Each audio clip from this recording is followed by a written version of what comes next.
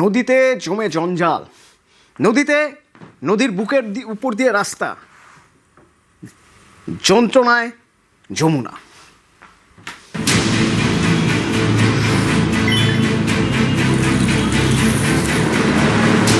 আগে নদী ছিল, আস্তে আস্তে লুপ্ত হয়ে গেছে নদীটা। যমুনা নদী ছিল আগে। হ্যাঁ, জল বইতো তো, আমরা দেখতাম ছোটবেলায়, কিন্তু পুরো জল থই থই করতে হবে এদিকে, তারপরে এদিকে। এখন তো দেখছি শুকিয়ে টুকিয়ে গেছে, তারপরে সব জংলা হয়ে গেছে, কচু গাছ এটা সেটা হয়ে ভর্তি। সংস্কার একবার হয়েছিল বছর 7-8-10 আগে হয়েছিল, একবার জেসিবি দিয়ে মাটি টাটি কেটেছিল, তারপরে আর কোনো রেসপন্স নেই।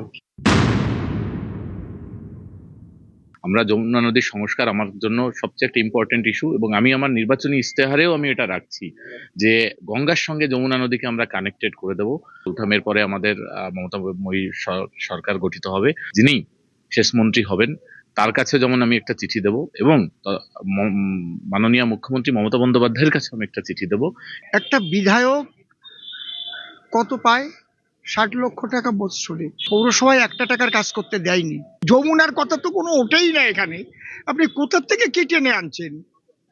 যারা 15 বছর আছে তাদের কাছে জিজ্ঞেস করুন। এটা দূর থেকে দেখলে মনে হতেই পারে সবুজ গালিচা, কাছে গেলে ভুল ভাঙবে, বোঝা যাবে এটা নদী আর হরিণঘাটা বিধানসভা কেন্দ্রের বিস্তীর্ণ এলাকা দিয়ে বয়ে যাওয়া যমুনা। কলকাতা শিলিগুড়ি যাওয়ার 12 নম্বর জাতীয় সড়ক ঘেঁষা যমুনার বুকে তৈরি হয়েছে রাস্তা। কোথাও যমুনার বুকে আবর্জনা, নদীর দম বন্ধ, কোথাও নদীর গতিপথ আটকে চলছে মাছ চাষ। আমাদের ব্রিজের উপর দিয়ে জল যেত, এই মাথা তো মাথা দড়ি বেঁধে দিত, সেই দড়ি ধরে ধরে নিচানে মানে এবারে থেকে এবারে যেতাম। এখন যমুনা মানে জল কম, শুকিয়ে গেছে। আগে নদী ছিল, আস্তে আস্তে লুপ্ত হয়ে গেছে নদীটা। যমুনা নদী ছিল আগে।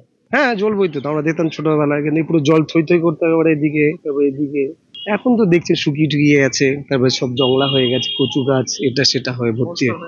সংস্কার একবার হয়েছিল বছর 7-8-10 আগে হয়েছিল, একবার জেসিবি দিয়ে মাটি টাটি কেটেছিল, তারপরে আর কোনো রেসপন্স নেই। 21-এ হরিণঘাটায় যেতেন বিজেপির অসীম সরকার, এবারও তাঁকেই প্রার্থী করেছে বিজেপি, আর তৃণমূলের প্রার্থী রাজীব বিশ্বাস। আপনি এগুলো আমাকে জিজ্ঞেস না করে না, এগুলো যারা ক্ষমতায় আছে তাদের জিজ্ঞেস করুন। আর আমার সরকার যখন আসবে, বিজেপি সরকার না করলে তখন আমার কাছে আসবে। একটা বিধায়ক কত পায়? 60 লক্ষ টাকা বৎসরে। পৌরসভায় 1 টাকার কাজ করতে দেয়নি। যমুনার কথা তো কোনো ওঠেই না এখানে।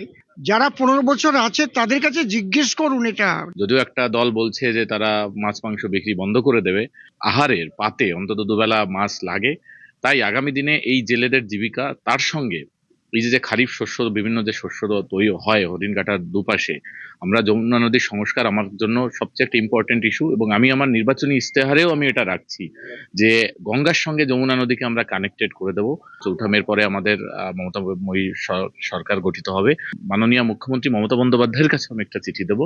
যমুনা যদি সংস্কার না করা হয় তাহলে আগামী দিনে ভয়াবহ পরিস্থিতি হবে। তো আমরা বামেরা ক্ষমতা আসবো, ক্ষমতা আসার পরে সমস্ত কিছু যমুনা থেকে শুরু করে খাল নদী সব সংস্কার আমরাই করব। এই সরকারের কোনো হেলদোল নেই, এবং মানুষ দেখবেন এখন রাস্তায় মুখ খুলতে চাইছে না। মানুষ চাইছে এই সরকার কখন যাবে। এই নদীর গতি এখন কার্যত নিশ্চিহ্ন হওয়ার পথে। কোথাও রাস্তা হয়ে গেছে যমুনার উপর দিয়ে, তো কোথাও আটকে দিয়ে সেখানে একেবারে জঞ্জালে আবদ্ধ হয়ে গেছে যমুনার গতিপথ। নির্বাচন আসে যায়, তবে যমুনা নিয়ে কজন ভাবে সেই প্রশ্ন তুলছে সাধারণ মানুষ। ক্যামেরায় শঙ্কর ঘরামের সাথে রঞ্জিত সরকার, নিউজ 18 বাংলা, নদিয়া।